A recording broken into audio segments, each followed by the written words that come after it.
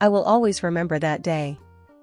In stark contrast to the tranquil and habitual days to which I had become accustomed, everything transformed abruptly. That morning, I arose as customary, prepared a cup of coffee, and positioned myself near the window to see the external world. At 59, I retained a sense of youthful spirit. I declined to acknowledge the inevitability of aging. I had maintained my self-care regimen, exercised consistently, and each time I gazed into the mirror, I endeavored to perceive as somebody who remained vibrant and appealing. However, that void within me remained unfillable. Anthony. The name of the delivery boy was Anthony. Each time I encountered him, I experienced an unusual sensation. A warmth accompanied by an enigmatic attraction. He was 23 years old. Perhaps it was his exuberant vitality that attracted me to him. For the preceding months, I had been incessantly ordering items online. Books, home decor, and occasionally superfluous stuff, merely to hear the doorbell chime and witness his presence. I repeatedly admonished myself that these emotions were unsuitable, yet my heart would race each time. On that day, as I was entering, I observed Anthony delivering parcels in the area. He rode past me on his motorbike. Unexpectedly, his tire lost traction, and he collapsed directly before me. "Anthony," I exclaimed, my pulse racing as I discarded my backpack and sprinted towards him. His knee and elbow were severely scratched, and his face was contorted in anguish. Nevertheless, he still succeeded in displaying his welcoming smile. "Judith, I am well." He asserted it was nothing serious, however his voice quavered slightly. "Do not be absurd," and I assertively state, "do not inform me that you are well. Enter so that I may examine you." I assisted him in maneuvering his bike onto the curb and provided support as we proceeded to my residence. Initially, he exhibited reluctance, although my persistence compelled him to acquiesce. Upon entering, I directed him to the couch in my living room. I retrieved my first aid kit and commenced the treatment of his wounds. My hands trembled, however I strove to stabilize them to prevent Anthony from observing. While I worked, I saw his youthful and vibrant appearance up close. However, there was a maturity in his expression that surprised me. "Apologies for disturbing you in this manner, Judith," he remarked, smiling. "However, that is not a significant matter." Annoyed, I scoffed, attempting to appear severe but failing to conceal my smile. "You sustain an injury from a fall. Do you believe I will simply abandon you? Regain your composure, Anthony." As I applied the bandages, I observed that he had become silent. His gaze was fixed upon me, and the atmosphere between us became dense. While applying the bandage to his arm, our hands briefly made contact.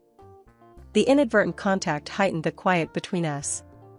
"Judith," he commenced gently, his tone uncertain.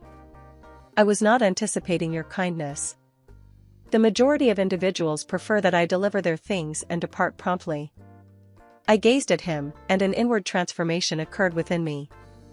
"Anthony, you are not merely a delivery person. I observe your gaze towards others and your consideration for them.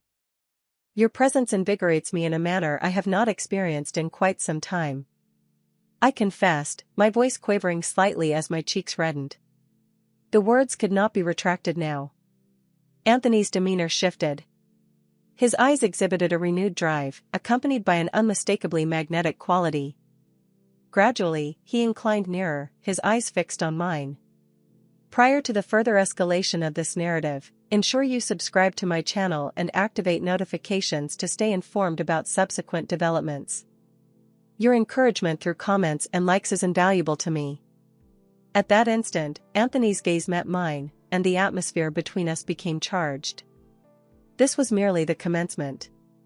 He remarked after a little pause that the location of his current residence is quite distant from his workplace. Daily commuting is hard. I have been contemplating locating a more proximate place, nonetheless, the costs are excessively elevated. Upon his utterance, a sensation awakened within my chest. I recognized my ability to assist him, and this notion instilled in me an unusual exhilaration. "Anthony," I stated gently yet firmly, "I possess a modest flat adjacent to my residence. It has not been leased yet. If desired, you may relocate for a highly competitive price. It will facilitate your tasks. Anthony regarded me with astonishment. Indeed? Judith, there is no necessity for you to exhibit such kindness, he stated. His voice was imbued with incredulity. However, I had already resolved my decision. From that moment forward, I realized that everything was poised to transform. Indeed, that occurred. That day marked the initial step toward disrupting the routine of my existence. This narrative was merely commencing. At that point, the tension between us intensified. As I attended to his wounds, I grasped his arm, although my hand remained on his skin for an extended duration. Momentarily, my gaze traversed his robust shoulders and powerful arms. I observed him scrutinizing me as well, attentively. His glance traversed my legs, waist, and shoulders. The agitation within me intensified, regardless of my efforts to disregard it. I was becoming disoriented in that time. My hands quivered as I completed the bandaging. As I stooped to retrieve a fallen bandage, Anthony simultaneously lowered himself, resulting in our hands inadvertently making contact once more. We both became immobilized. The electricity from that fleeting contact intensified the quiet between us. As I gradually straightened, our gazes met once again. I attempted to interpret the emotion on his face. His eyes reflected doubt, yet also an unmistakable allure, a magnetic appeal. Judith, he uttered, his tone more gentle than I had ever perceived. I must admit, I did not anticipate your kindness. The majority of individuals prefer that I deliver their things and depart promptly. They would not make an effort for an individual such as me. I genuinely believe I am unworthy of such attention. Hearing such remarks caused me to momentarily lose my composure. Upon observing him, I discerned a profound and mature quality in this young man. I attempted to compose myself, eliciting a faint laugh. Anthony, you may relocate to the apartment at your discretion. I remarked that it seems I had been anticipating your action all along, so alleviating the tension slightly. Anthony appeared further astonished. Indeed? Judith, I must act swiftly. My landlord is attempting to evict me. Additionally, I must complete my deliveries, he stated, his tone somewhat hurried. He promptly rose to depart but hesitated to obtain my number before exiting. At that moment, the tension between us reached its zenith. While tending to his wounds, my hand rested on his flesh, and our eyes met repeatedly, each encounter extending somewhat longer. An unmistakable and electric connection was developing between us. I recognized that this was merely the inception of an issue I could not overlook. Upon hearing those comments, I momentarily lost my composure. Upon observing him, I discerned a profound depth and maturity in this young man that surprised me. I endeavored to compose myself, eliciting a smile and emitting a gentle laugh. Anthony, you are invited to relocate to the apartment adjacent to my residence at your convenience. I had been anticipating your arrival all along, I remarked, alleviating the strain slightly. Anthony appeared astonished. Indeed? Judith, I must act swiftly. My landlord is attempting to evict me, and I still need to complete my delivery, he stated, his tone rather hurried. He promptly rose to depart, but not before obtaining my number.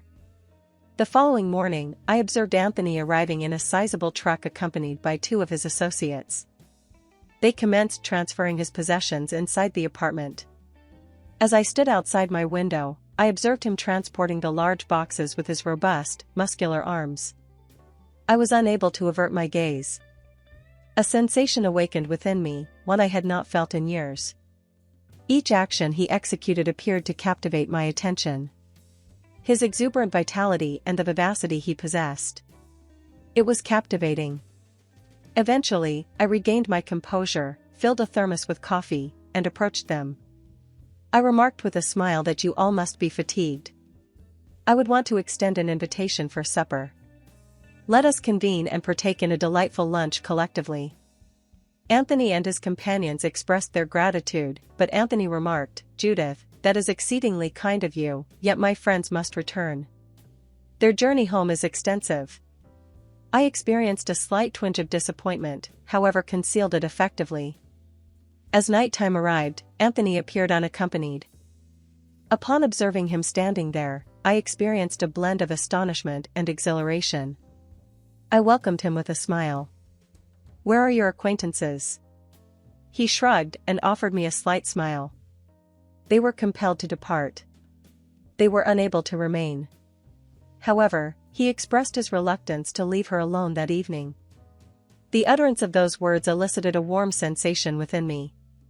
Throughout the remainder of the evening, at dinner, our dialogue intensified. At that point, I saw this was merely the inception of something novel. "Honestly," I remarked with a slight smile while gazing into Anthony's eyes. "I anticipated everyone's presence. However, if it is only you, I suppose there is no detriment in uncorking a bottle of wine. I consistently relish wine during dinner." Anthony reciprocated the smile, his gaze fixed on mine. "That appears to be ideal. Wine and culinary preparation. What more requests could I make?" His words ignited a small spark within me. I proceeded to the kitchen, retrieved a bottle of red wine and 2 glasses, and transported them to the table. Upon opening the bottle, I endeavored to disregard Anthony's gaze, which scrutinized me as if he were attempting to decipher my essence. However, I sensed his gaze tracking my every action. During dinner, aided by a modest amount of wine, our dialogue became increasingly intimate. "Solitude," I remarked, sipping my wine. "At times, it is nearly intolerable. It can induce frustration. I perceive that I have devoted the most of my existence to serving others. Now, I recognize the extent of the time I have squandered." Anthony listened attentively, his demeanor gentle and empathetic. "Loneliness is challenging at any age. However, Judith, your residence, culinary skills, and attire all reflect considerable care and effort. You have maintained your beauty remarkably. It seems unjust that an individual of your caliber must reside in solitude." Those words surprised me, igniting a profound warmth within. I could not recall the last occasion when someone had addressed me in such a manner. My heart accelerated as I gazed into his eyes. Recognizing this connection we were cultivating was an experience I had not encountered in years. Those statements astonished and profoundly affected me. No one had uttered anything of that nature to me in years. My heart began to race. "I comprehend your point," I stated gently. "However, at times, despite your utmost efforts, your contributions go unrecognized." Anthony placed his wine glass on the table and leaned in towards me. I perceived the intensity of his profound, concentrated gaze. He asserted, his tone low and unwavering, "You are mistaken. Your presence is inescapable." Those remarks elicited a profound response within me. The warmth of the wine exacerbated the conflict between my heart and mind. His gaze remained directed at me. The manner in which this young man regarded me with such intensity evoked a thrill I had not experienced in a considerable time. "Anthony, you are exceedingly gracious," I remarked with a faint smile, albeit my voice quivered slightly. I interlocked my fingers in my lap, yet I was unable to avert my gaze from his eyes. At that time, the distance between us seemed significantly diminished. He spoke abruptly, "I must be candid with you," his tone becoming more profound. "Upon my arrival, I sought a new beginning. However, the more I have conversed with you, the more my desire has become to understand you more profoundly. There is an unusual quality about you, Judith. It is as though you had a luminous essence, something vibrant." His remarks rendered me speechless. The wine, the ambience, his stare, everything overwhelmed me simultaneously. I inhaled deeply, yet my heart raced uncontrollably, rendering it impossible to achieve tranquility. "Anthony," I stated, fixing my gaze upon his, "you have rendered this evening exceptionally memorable. No individual has evoked this sentiment in me for an extended period." At that point, the tension between us culminated. When Anthony's gaze intersected with mine, it felt as though time had ceased. Impulsively, entranced by the enchantment of the moment, I inclined toward him. Upon the meeting of our lips, my heart felt as though it would erupt from my chest. His kiss sparked emotions within me that I had repressed for years, yet reality subsequently overwhelmed me. I swiftly withdrew, my face reddened with embarrassment, my thoughts descending into turmoil. "This is not correct," I whispered, averting my gaze as I staggered toward the kitchen, attempting to flee the turmoil within me. I was unaware that Anthony had following me until I sensed his hands on my waist. His warmth and proximity halted my progress. "Judith," he stated, his tone subdued yet resolute.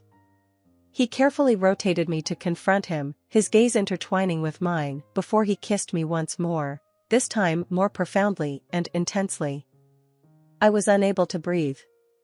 This was inescapable. My hands automatically grasped his shoulders as his muscular arms enveloped me securely. I perceived that we were the sole individuals in existence. Anthony paused the kiss momentarily and gazed into my eyes. "Judith, do you genuinely desire this?" he murmured. The resolve and warmth in his voice utterly disarmed me. I nodded subtly, my voice little above a murmur. "Affirmative." He softly placed his hand on my back and slowly led me upstairs to the bedroom. My heart was racing uncontrollably. With each stride, my anticipation intensified. Upon entering the room, I positioned myself on the edge of the bed, while Anthony stood before me, momentarily hesitating. His eyes surveyed me, and I sensed the intensity of his gaze. I elevated my hands to my shoulders, gradually lowering the delicate straps of my dress. The silk cascaded over my flesh and tugged at my feet. Anthony's gaze, filled with adoration and want, intensified the attraction I experienced towards him. This event was unprecedented in my imagination for years. The sole remaining action was to wholly submit to the rhythm of the night. Prior to reclining on the bed, I observed my reflection in the mirror situated across the room. I appeared sophisticated and enticing. At that point, Anthony tenderly positioned his hands on my shoulders, directing me to recline on the bed. As he hung over me, his gaze fixed on mine, his hands rested on my waist, moving gradually. At that moment, I experienced an emotion I had not felt in a considerable while, one I had profoundly yearned for. I responded promptly, emitting a sound that astonished even myself. I was unable to determine the appropriate position for my hands. I felt overwhelmed by my emotions. Everything was exquisite, and I had longed for this immensely. The feelings coursing through me were overwhelming. Overwhelmed by the intensity, I closed my eyes and surrendered to the experience. Upon opening my eyes to observe Anthony, I found him hot and breathless. The sight exhilarated me more. I found myself whispering, imploring for it to recur. Anthony, panting, responded, "I desire it more than you do." On that day, he elicited a level of happiness in me that I had not experienced in years. He appeared remarkably relaxed, reclining beside me, his breaths gradually stabilizing. Upon observing the floor adjacent to the bed, I noticed the disarray of clothing and smiled. I had greatly missed this. Anthony's warm breath caressed my neck as we reclined adjacent to one another. The silence between us was solely punctuated by the sound of our respiration. Following the recent events, a tranquil calm enveloped the atmosphere, yet I could still sense the residual thrill within me. I glanced at him. "Judith," Anthony stated, his gaze locking with mine, "I desire to escape with you to a coastal town, just the two of us. What is your opinion?" The thought ignited a surge of exhilaration within me, a sensation I had not experienced in quite some time. "A holiday?" I responded with a smile, expressing my enthusiasm. "However, I am confident that this will not be an ordinary excursion," I remarked, observing the glimmer in his eyes. Anthony chuckled quietly, extending his hand to delicately sweep my hair away from my face. "Negative, Judith. He stated that this is merely the commencement." At that point, we both realized that this vacation would not merely serve as an escape. This would initiate a novel endeavor, one that would fortify our connection. This narrative does not conclude here. The events of that vacation, among other matters, remain forthcoming. Remain attentive. If you have reached this point, I am aware that my narrative has profoundly affected you. There is far more to convey, and you will not wish to overlook any detail. Remember to click the follow button, activate notifications, and provide a comment regarding your thoughts on this narrative.